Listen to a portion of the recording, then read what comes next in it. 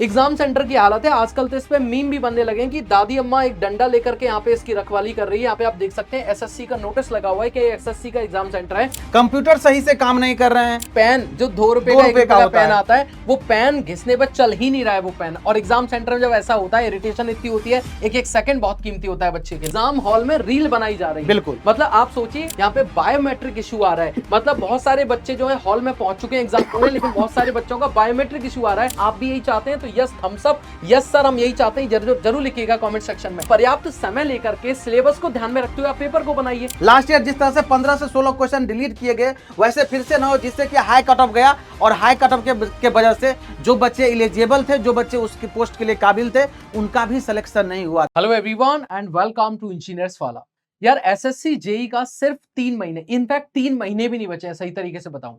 लेकिन एसएससी के जो अदर एग्जाम्स हो रहे हैं उनमें जो चीजें चल रही हैं उनको देख करके स्टूडेंट परेशान है। और लगातार आप लोग हमारे पास मैसेज कर रहे हैं कि सर आप हमारा साथ दीजिए, ऐसा अगर एसएससी जेई के एग्जाम में हो गया तब क्या होगा। तो आज इस वीडियो के अंदर हम आपको बताएंगे कि एक्चुअल सिनेरियो क्या चल रहा है, और उससे भी बेहतर चीज हम ये बताएंगे, एसएससी के साथ ये बताना चाहते हैं कि हमारा स्टूडेंट क्या चाहता है। और दूसरी सबसे बड़ी बात कि अगर ऐसा वापस से हुआ तो कैसे एसएससी के ऊपर बच्चा भरोसा करेगा।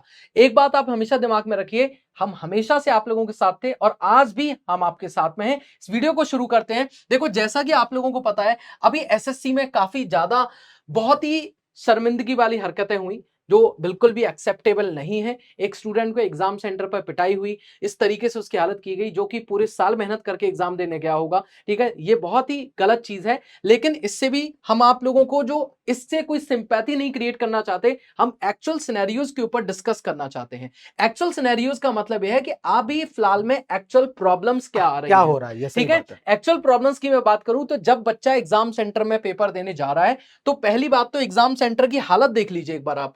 एग्जाम सेंटर की हालत है आजकल तो इसमें मीम भी बनने लगे हैं कि दादी अम्मा एक डंडा लेकर के यहाँ पे इसकी रखवाली कर रही है। यहाँ पे आप देख सकते हैं एसएससी का नोटिस लगा हुआ है कि एसएससी का एग्जाम सेंटर है। आप देख सकते हैं इतनी बेकार हालत है कि अगर यहाँ पे कोई भी थोड़ी बहुत बारिश आ जाए, दुर्घटना हो जाए तो पूरे यहाँ पे बिल्डिंग भी गिर सकती है। यहाँ पे आप हालत देखिए सर एसएससी और ये सबसे बड़ी बात है, ये सब तब हुआ है जब आपको पता है वेंडर चेंज हुआ है। 6 साल से टीसीएस करवा रहा था, इस बार वेंडर चेंज हुआ है, इक्विटी वाला करवा रहा है। और ये इसका रुझान, मतलब पहला ही एग्जाम था ये, और पहले ही एग्जाम में ये सारी चीजें दिख रहा है। इसके साथ साथ और भी कई सारे प्रॉब्लम है सर। अगर मैं प्रॉब्लम का बात करूं, जो मेन प्रॉब्लम का बात करूं, एक्चुअल प्रॉब्लम ये आ रहे हैं बच्चों को, कंप्यूटर सही से काम नहीं कर रहे हैं। और जब कंप्यूटर सबसे सही से काम नहीं करेगा, सोचो आप पेपर में कैसे क्वेश्चन को आगे पीछे करोगे, कैसे ऑप्शन फिल करोगे, बहुत सारी प्रॉब्लम है। क्योंकि सीबीटी एग्जाम है तो सारा चीज इसी पे बेस्ड होता है।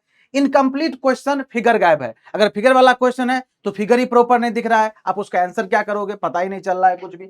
इसके बाद क्या, माउस काम नहीं कर रहा है, नेक्स्ट क्वेश्चन तक पहुंचने में 2 मिनट लग रहा है, मतलब लैग कर रहा है माउस, प्रॉपर वर्किंग ही नहीं है उसका। अब जब प्रॉपर वर्किंग नहीं रहेगा, ऑलरेडी उसका इंटरफेस चेंज हो गया है, और जब इंटरफेस चेंज है और प्रॉपर माउस वर्क नहीं कर रहा है तो बच्चों को आगे भी नहीं कुछ कर सकते हैं बच्चे। उसमें सॉफ्टवेयर का भी सॉफ्टवेयर का भी इशू हो सकता है ये। तो ये सारी चीजें हैं। इस बार पेन ही नहीं चल रहा है। ये तो बहुत शर्मिंदा वाली बात है कि पेन जो 2 रुपए का 1 रुपए का पेन आता है वो पेन घिसने पर चल ही नहीं रहा है वो पेन। और एग्जाम सेंटर में जब ऐसा होता है इरिटेशन इतनी होती है, एक एक सेकंड बहुत कीमती होता है बच्चे के लिए। और एग्जाम सेंटर की हालत खराब, एग्जाम सेंटर में प्रॉपर व्यवस्था ही नहीं है। अगर आप देखोगे ना, या जो आपके सीनियर वगैरह, जो आपके कलीग वगैरह इस एग्जाम का तैयारी कर रहे होंगे, उनका ये फीडबैक है सर ये प्रॉपर एग्जाम सेंटर लग ही नहीं रहा। जैसा कि अभी सर ने फोटो दिखा के दिखाया, ये लग ही नहीं रहा, लग रहा है प्रॉपर किसी का घर है, वहां पे 30-40 जो है कंप्यूटर लगा करके उसको सेंटर घोषित कर दिया गया।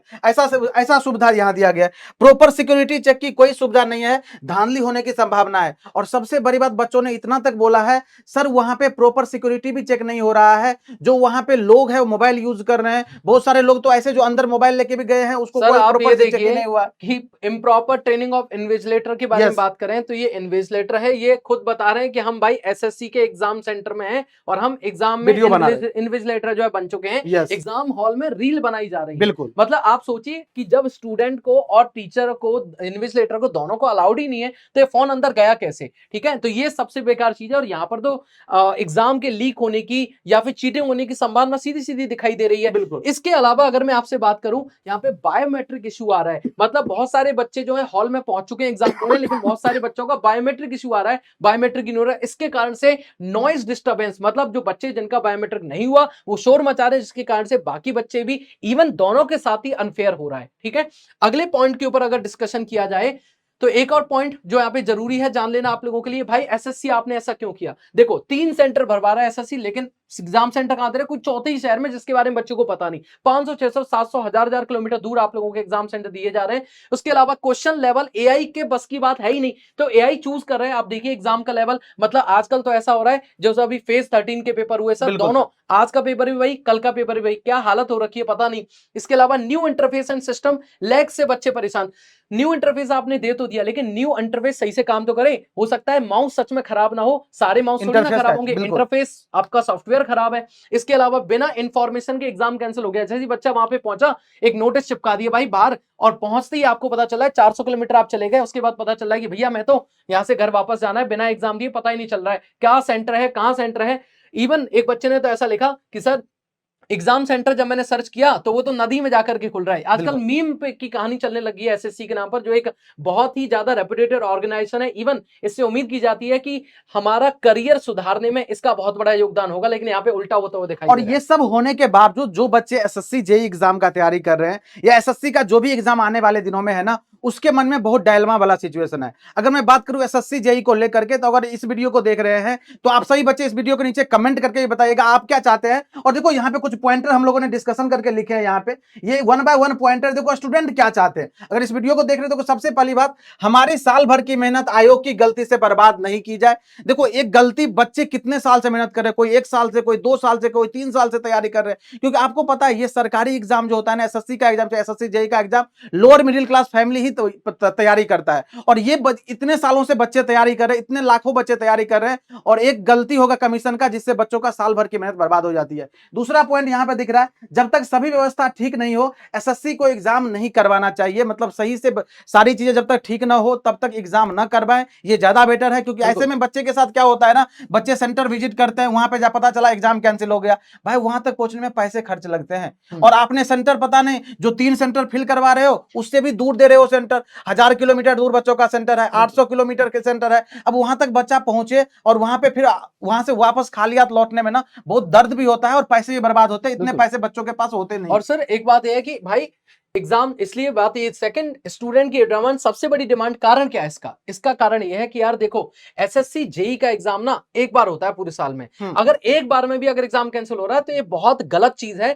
क्योंकि इंजीनियरिंग स्टूडेंट के लिए सिर्फ एक ही जो सबसे बड़ा मौका दिखता है उसको हर साल सरकारी नौकरी के लिए, वो एसएससी जेईई जो कि लगातार है। प्लीज एसएससी से मेरा निवेदन है हाथ जोड़कर कि इसकी उम्मीदें ना तोड़ें। और हर एक स्टूडेंट से मेरा यही कहना है, इंजीनियरिंग स्टूडेंट चाहे आप सिविल से, मैकेनिकल, इलेक्ट्रिकल, आप सभी के साथ में हम हमेशा खड़े रहेंगे और हमेशा खड़े हुए हैं। इसके बारे में हम लास्ट में भी एक बार और डिस्कशन करेंगे। लास्ट है, नेक्स्ट पॉइंट है पर्याप्त समय लेकर। यार पिछली बार क्या हुआ, कई चीजें सिलेबस से बाहर दे दी जाती है एग्जाम में।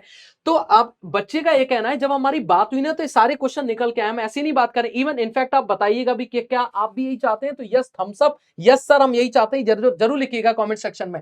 मतलब पर्याप्त समय लेकर के सिलेबस को ध्यान में रखते हुए आप पेपर को बनाइए, ये बच्चा चाहता है। इसके अलावा ये चाहता है कि अगर सिर्फ सही तरीके से ना सिर्फ एग्जाम करवाया जाए, जबकि आंसर की देते टाइम भी ये चेक किया जाए कि आंसर की सही दी गई है। ये नहीं कि अगर ऑब्जेक्शन फिल किया जा सकता है तो आप 100 में से 20 क्वेश्चन को गलत दे रहे हो, गलत आंसर की दे रहे हो, ये नहीं होना चाहिए। अगर आंसर की दे रहे हो सही तरीके से सही टाइम पर दीजिए। और आंसर की में ज्यादा ज्यादा 1 या 2 या 3 क्वेश्चन हो सकते हैं, 20 क्वेश्चन कैसे गलत हो सकते हैं, 15 क्वेश्चन कैसे। और ये चीजें हुआ था जब लास्ट टाइम पेपर हुआ था, यहाँ पे लिखा भी है लास्ट ईयर जिस तरह से 15 से 16 क्वेश्चन डिलीट किए गए, वैसे फिर से ना हो, जिससे कि हाई कट ऑफ गया। और हाई कट ऑफ के वजह से जो बच्चे एलिजिबल थे, जो बच्चे उसकी पोस्ट के लिए काबिल थे, उनका भी सिलेक्शन नहीं हुआ। This is not a fair, ये बिल्कुल भी अच्छी बात नहीं है। ये सारी जो पॉइंट है ना उस पर एक बार जरूर सोचना चाहिए, क्योंकि ये सारे पॉइंट गलत है, जिससे एक अच्छे कैंडिडेट जो सिलेक्शन ले सकता है उसका सिलेक्शन एग्जाम में नहीं हो पाता है। और at last point, exam centre चुने गए सेंटर पर ही दिया जाए। देखो आप एक ऑप्शन तो फिल करवा नहीं रहे हो, आप टोटल 3 ऑप्शन फिल करवा रहे हो।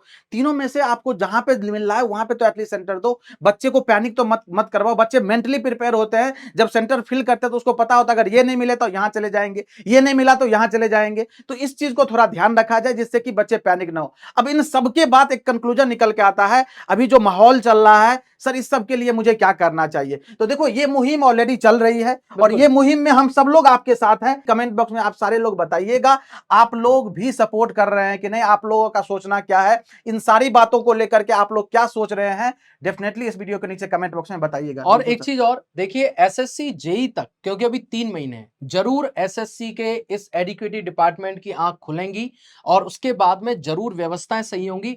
हम पूरी उम्मीद करते हैं और आपसे भी ये कहना चाहते हैं कि इन 3 महीनों में अपने एक भी सेकंड इन चीजों के पीछे खराब मत करिएगा। हम अभी भी खड़े हुए हैं, हम तब भी खड़े रहेंगे और हम लास्ट तक खड़े रहेंगे। बस पॉइंट ये है कि आपको एक बात नहीं भूलनी है, और ये बात ये है कि जब तक मैं अच्छे से पढ़ूंगा नहीं, ये चीजें मेरे लिए बेफजूल की हैं। अगर आप अच्छे से मेहनत कर रहे हैं, अच्छे से पढ़ रहे हैं, तो ये सारी चीजें आपके काम आएंगी। हम हमेशा आपके साथ में हैं, आगे भी रहेंगे। इस वीडियो के कमेंट सेक्शन में आप लोगों का सपोर्ट चाहते हैं, आप लोगों की डिमांड हमने रखी है, आगे तक इसको लेके जाने की जिम्मेदारी आपकी और हमारी दोनों की है। Thank you so much. मिलेंगे नेक्स्ट वीडियो के अंदर। जय हिंद।